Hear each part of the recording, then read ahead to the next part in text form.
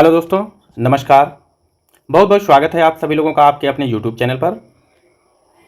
जैसा कि आप लोग देख पा रहे हैं कि ये जो वीडियो है गणित विषय पर होने वाला है और इस वीडियो में गणित के कुछ महत्वपूर्ण टॉपिक के प्रश्नों को मैंने लिया है, जहां से परीक्षाओं में प्रश्न पूछे जाते हैं और बेहतर प्रश्न पूछे जाते हैं।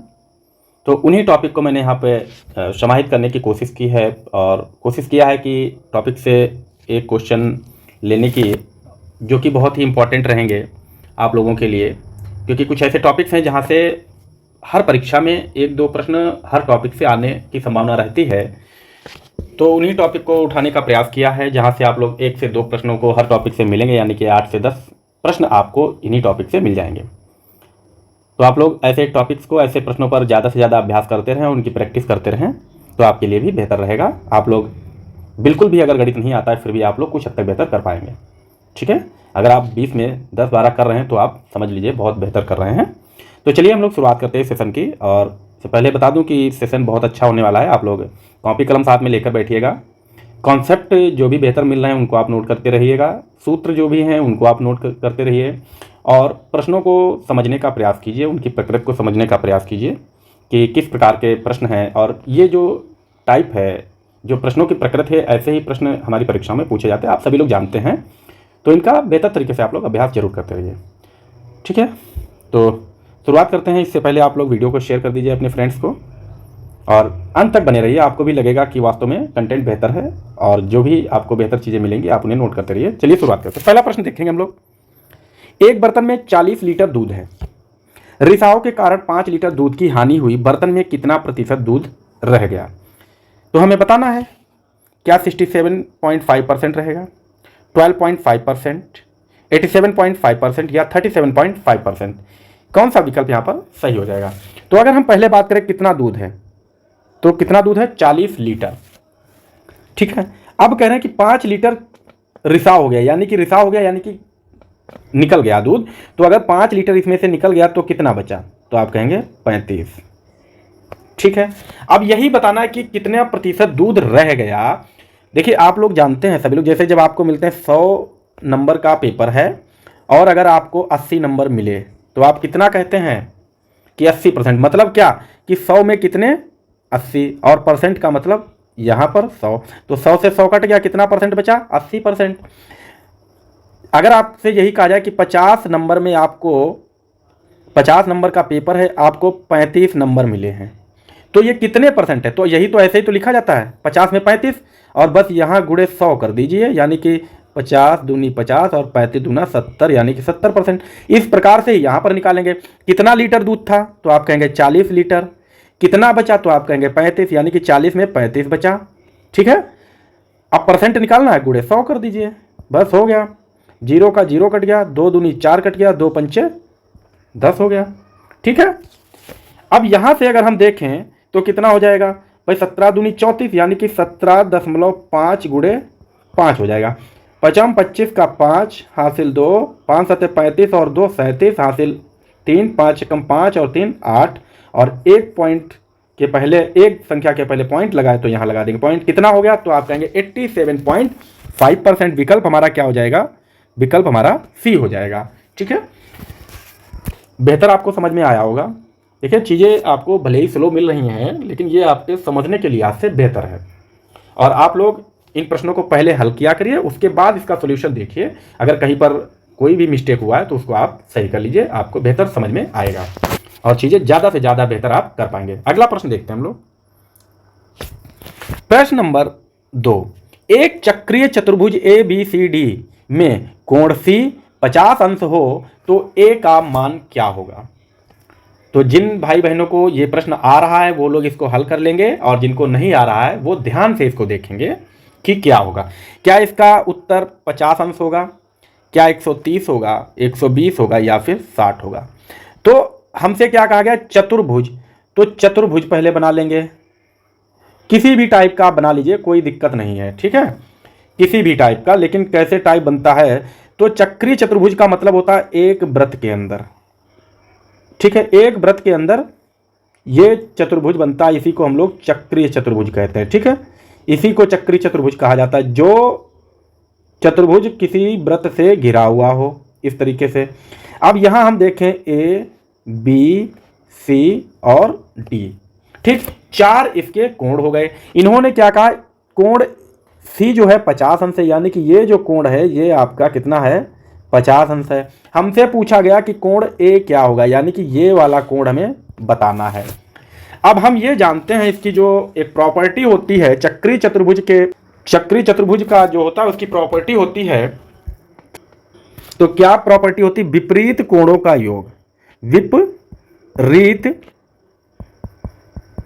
कोणों का योग जो है वो 180 अंश होता है, यानी कि विपरीत कोणों का योग 180 अंश होता है। तो अगर हम यहां ए कोण और ये कोण निकालें तो कोण ए प्लस कोण सी बराबर कितना होगा, तो आप कहेंगे 180 अंश होगा। यहां कोण ए दिया नहीं है, प्लस कोण सी जो है वो कितना दिया है, 50 अंश दिया है, और ये 50 कहां आएगा, यहां हो जाएगा 180 के माइनस में, तो ए, ठीक है, इस तरीके से कोण सी 50 अंश बराबर 180। अब ये 50 180 से क्या होगा, घट जाएगा, तो कोण ए कितना निकलेगा, 130 अंश, यानी कि विकल्प हमारा क्या हो जाएगा, विकल्प हमारा बी बिल्कुल ठीक हो जाएगा। क्या आप लोगों को समझ में आया बेहतर? ओके। प्रश्न नंबर 3, किसी संख्या के 1/2 में 45 जोड़ने पर वह संख्या स्वयं की 5/4 हो जाती है, तो मूल संख्या क्या है? तो हमें बताना है कि मूल संख्या क्या होगी, क्या 45 होगी, 600 होगी, 60 होगी या फिर 300 हो जाएगी। तो कौन सा विकल्प यहां पर सही होगा?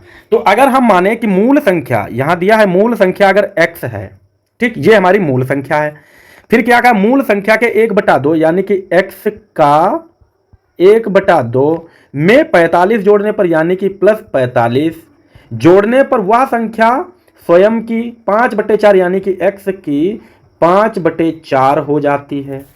यह हमारा समीकरण बन गया। अब इसको जब हल करेंगे तो ये कितना हो जाएगा, देखो यहां क्या होगा, x/2 प्लस का 45 बराबर में 5x/4 हो जाएगा। अब यहां इसको जब हम हल करेंगे तो कितना हो जाएगा, तो x, यहां सबसे पहले हम एलसीएम लेंगे तो 2 एलसीएम आएगा और यहां हो जाएगा x प्लस 90 बराबर हो जाएगा 5x/4। अब क्या करेंगे, हम इनको तिरछी गुणा करेंगे, तो x प्लस 90 इंटू 4 इक्वल में 5x गुणे 2 हो जाएगा। ठीक है, तो ऊपर मैं इसको रफ कर ले रहा हूं, आप इसका स्क्रीनशॉट ले सकते हैं। ठीक है, या फिर हम इसको अलग तरीके से ऊपर सॉल्व कर रहे हैं, ऊपर सॉल्व कर रहा हूं। तो ये देखो 4 की पहले x से गुणा होगी तो ये बन जाएगा 4x, और यहां से इसकी गुणा होगी तो प्लस 4 नेम 36 360, और ये कितना होगा 5 दूनी 10 यानी कि ये हो जाएगा 10x। अब x एक तरफ कर लेंगे और एक तरफ कर लेंगे तो कितना हो जाएगा, ये 360 बराबर में 10x, ये 4 यहां आएगा माइनस हो जाएगा, माइनस का 4x, तो बचेगा 360 बराबर में 6x।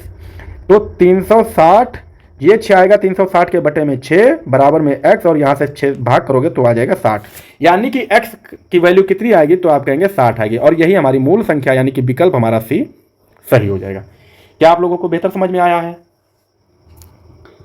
प्रश्न नंबर 4, यदि समबाहु त्रिभुज की भुजा 2√3 सेंटीमीटर हो तो उसकी ऊंचाई क्या होगी? हमें समबाहु त्रिभुज बताना है, यानी कि एक ऐसा त्रिभुज जिसकी सभी भुजाएं बराबर हो। ठीक है, मान लीजिए आप इसको ऐसे बनेगा, सभी भुजाएं इसकी बराबर होनी चाहिए, और हमें क्या बताना, ये इस तरीके से जो आएगी ये ऊंचाई हमें बतानी है। ठीक है, और इसकी भुजा जो है ये कितनी है, 2√3 है, तो इसकी ये ऊंचाई कितनी होगी ये हमें बताना है। क्या 2√3 सेंटीमीटर होगी, √3 सेंटीमीटर होगी, 3 सेंटीमीटर या फिर 6 सेंटीमीटर होगी? तो जब भी ऐसा प्रश्न दिया होगा तो हम क्या लिखेंगे, समबाहु त्रिभुज की ऊंचाई, समबाहु त्रिभुज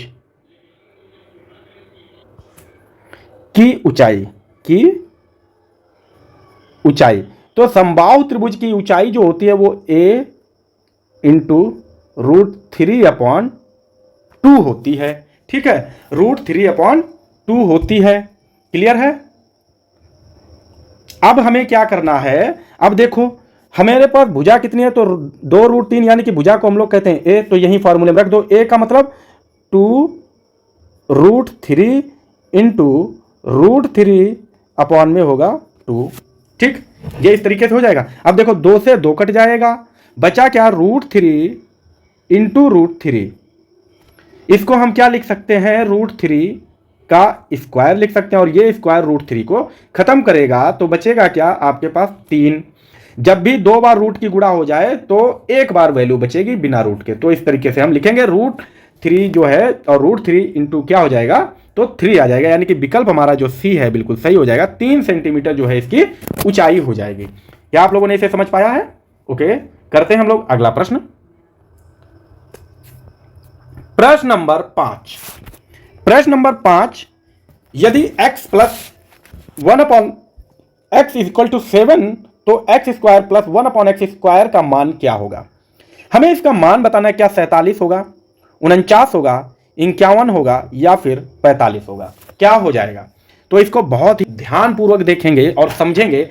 यहां से एक प्रश्न जरूर आता है आपकी परीक्षाओं में, तो इसको आप लोग बहुत ध्यानपूर्वक सीखिएगा। हमें x प्लस 1/x का मान 7 दिया है और हमें निकालना है x² प्लस 1/x²। तो इसको अगर हम x² प्लस 1/x² बनाए तो क्या करना होगा, तो आप जानते हैं हमें यहां करना होगा a प्लस b का होल स्क्वायर। ठीक है, तो यानी कि हम x प्लस 1x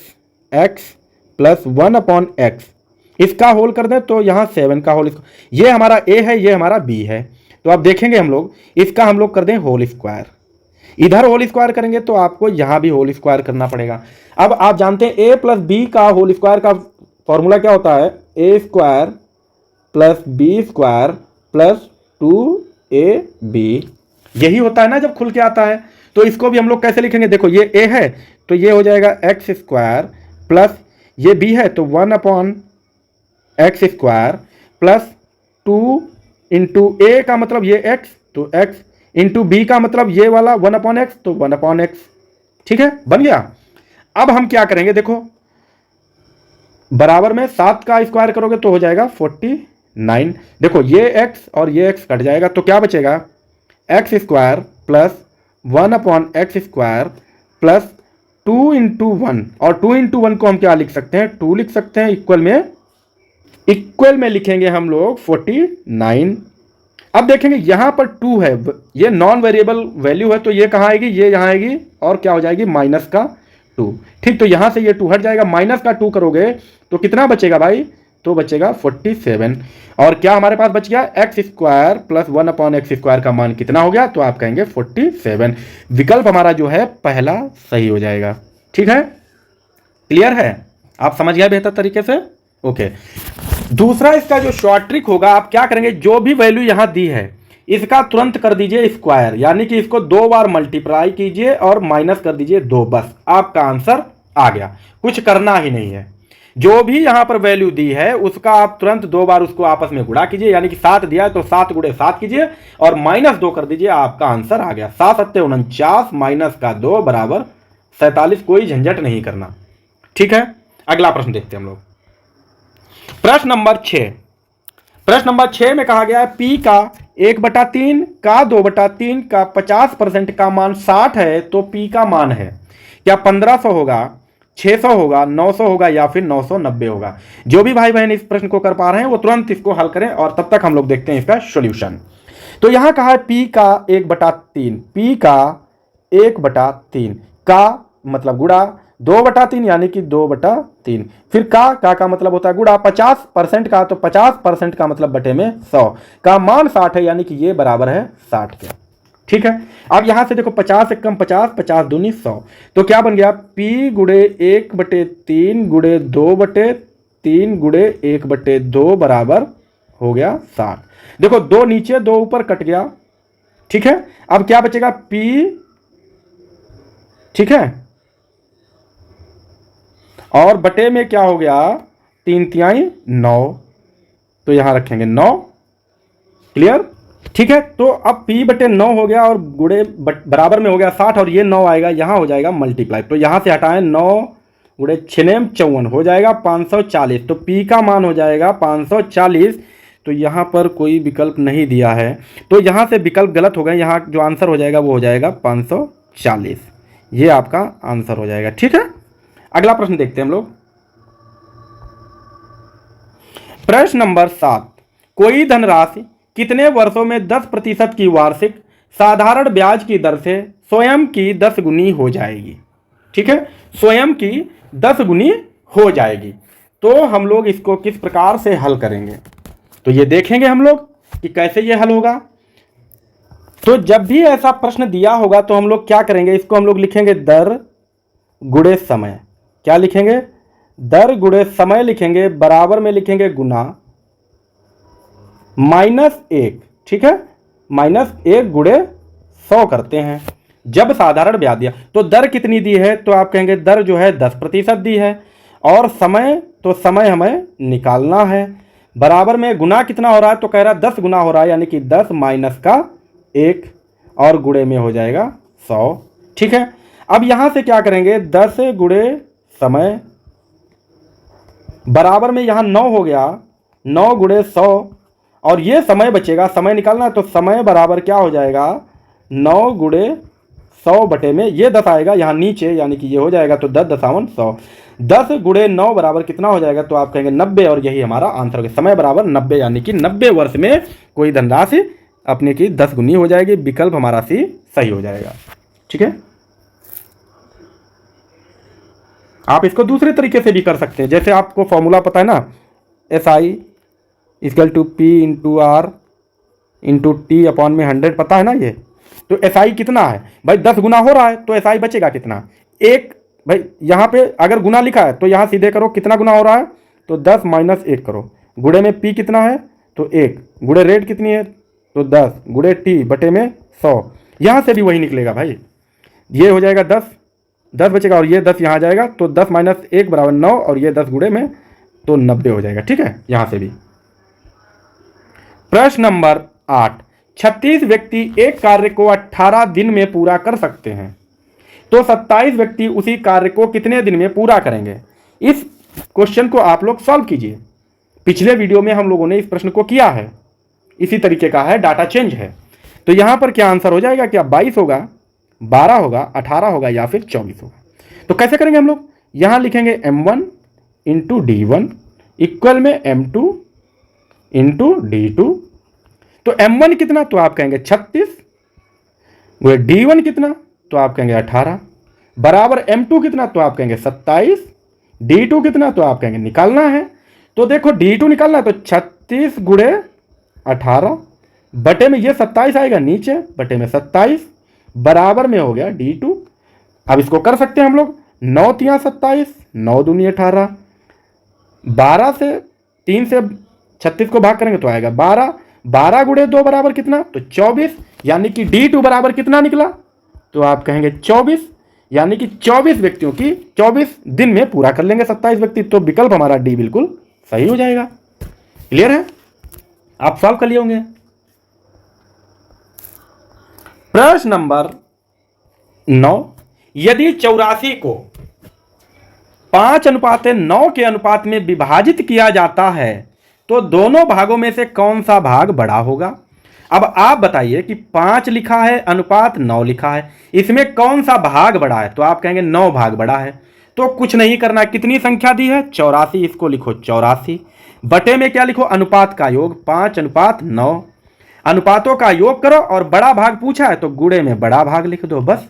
तो 84 बटे में 14 गुणे 9 कर दो। अब यहां से कितना होगा, 14 × 6 = 84, बचा क्या, 6 गुणे 9, भाग बड़ा कौन सा, 54। विकल्प ए हमारा सही हो गया। क्लियर है, ओके। अगला प्रश्न देखते हैं, प्रश्न नंबर 10, आज का अंतिम प्रश्न अपना।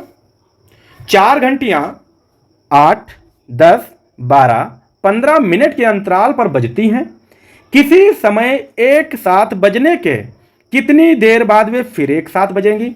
माना कि हमारे पास ये कुछ 4 घंटियां हैं, ठीक है भाई, घंटी समझ लीजिए आप लोग, ठीक है, और इनको ये पहली जो है 8 मिनट के बाद बजेगी, एक बार बजाओगे तो 8 मिनट बाद, दूसरी अगर बजा दो तो ये 10 मिनट बाद बजती है, ये 12 मिनट बाद, और ये 15 मिनट बाद। अगर इनको मान लो एक साथ बजा दिया जाए तो लेकिन ये तो अलग अलग टाइम पर बचती है, लेकिन कभी तो ऐसा समय आएगा जब ये एक बार टन फिर से करेंगे, है ना। तो किस समय, तो इनको हम लोग कैसे सॉल्व करेंगे और इसका आंसर क्या होगा, जो भाई बंधु इसको जानते हैं वो आप लोग सॉल्व कीजिए। क्या इसका आंसर 120 मिनट होगा, 100 मिनट होगा, 150 या फिर 90? तो बहुत ही आसान प्रश्न है ये, आसान सा प्रश्न, कुछ नहीं करना है आपको। एलसीएम जानते हैं हम लोग, एलसीएम जिसको आप लोग कहते हैं ला सा पा, है ना, ये आप लोग जानते होंगे। अब बस कुछ नहीं करना है, इन संख्याओं का लासा पा निकाल दो। तो कितना निकलेगा, 8, 10, 12 और 15। इसका लासा निकाल दो। सबसे पहले 2 से भाग करेंगे, 2 चक्कू 8, 2 पंचे 10, 2 छंगा 12, 15 नहीं कटेगा। फिर 2 से भाग करेंगे, 2, 5 नहीं कटेगा, 6 कटेगा 3 बार, 15 नहीं कटेगा। 2 से भाग करेंगे, 2 एक बार कटा, 5 नहीं कटेगा, 3 नहीं कटेगा, 15 नहीं कटेगा। 3 से भाग करोगे तो 5 नहीं कटेगा, 3 कट जाएगा और ये 15 कट जाएगा 5 बार में। अब हम 5 से भाग करेंगे तो हर जगह 1 1 1। अब देखो क्या करें, तो हम लोग देखेंगे, अब इसको कर लेते हैं हम लोग। इनका क्या करना है, 2 × 2 × 2, 2 3 बार 2 2 हैं, गुड़े 3 गुड़े 5, बस इसको ऐसे करना है। देखो 2 दूनी 4, 4 दूनी 8, 8 पंचे 40 और 40 तियां 120। तो कितना हो गया, 120 मिनट आ गया। विकल्प हमारा कौन सा सही होगा, विकल्प हमारा ए बिल्कुल सही हो जाएगा। तो क्या आप लोगों को सेशन अच्छा लगा है, और ऐसा मानना है आप लोग यहाँ तक जो भाई बहन रुके हैं उनको सेशन अच्छा लगा है, तो प्लीज़ आप लोग कम से कम एक लाइक कर दिया करिए आप लोग, और चैनल को सब्सक्राइब कर ले जो भी हमारे भाई बहन नए हैं। और अगर आप लोगों को वीडियोज़ अच्छे लग रहे हैं तो आप लोग शेयर कर दीजिए आप लोग अपने फ्रेंड्स में। चैनल आप लोग जरूर सब्सक्राइब कर लीजिएगा, क्योंकि इससे हमारा भी कुछ बेनिफिट तो नहीं, लेकिन आप लोग बढ़ जाएंगे, हमसे जुड़ जाएंगे, हमारा भी फैमिली बड़ा होगा। और बेहतर बात यह है कि आप लोगों को जो भी हमारी डेली वीडियोज़ आती हैं आप लोगों को टाइम टू टाइम मिलती रहेंगी। हम यहाँ पर रेगुलर वीडियो दे रहे हैं आपको, मैथ और हिंदी की वीडियोज़ रेगुलर मिल रही हैं। और हिंदी जो है आपको एकदम विस्तृत रूप से, व्याख्यात्मक रूप से और स्पष्टीकरण सहित आपको मैं पढ़ा रहा हूँ। एक एक विकल्प को मैं डिफाइन करता हूं यहाँ पर। तो आप लोग बेहतरीन हिंदी पढ़ने के लिए आप हमारे चैनल को सब्सक्राइब कर ले, और साथ ही साथ आपको गणित भी बेहतरीन से बेहतरीन वीडियोस आपको मिलेंगी, बेहतरीन कंटेंट मिलेगा आपको। ये आप लोग देख भी पा रहे हैं कि किस लेवल का आप लोगों को मैं कंटेंट दे रहा हूं। आपकी परीक्षाओं के लिहाज से बहुत इंपॉर्टेंट कंटेंट है, आप लोग यहाँ से सीखते रहिए, आप बेहतर करेंगे परीक्षाओं में। तो आज के लिए इतना ही रखते हैं, मिलेंगे हम लोग अगले सेशन में अगले वीडियो के साथ, नए प्रश्नों के साथ, बेहतर से बेहतर प्रश्नों के साथ मिलेंगे। तब तक आप लोग घर पर अपना बेहतर से तरीके से प्रैक्टिस करते रहिए और अपना ख्याल जरूर रखें, स्वस्थ रहें, मस्त रहें। Thanks for watching video, take care, bye bye.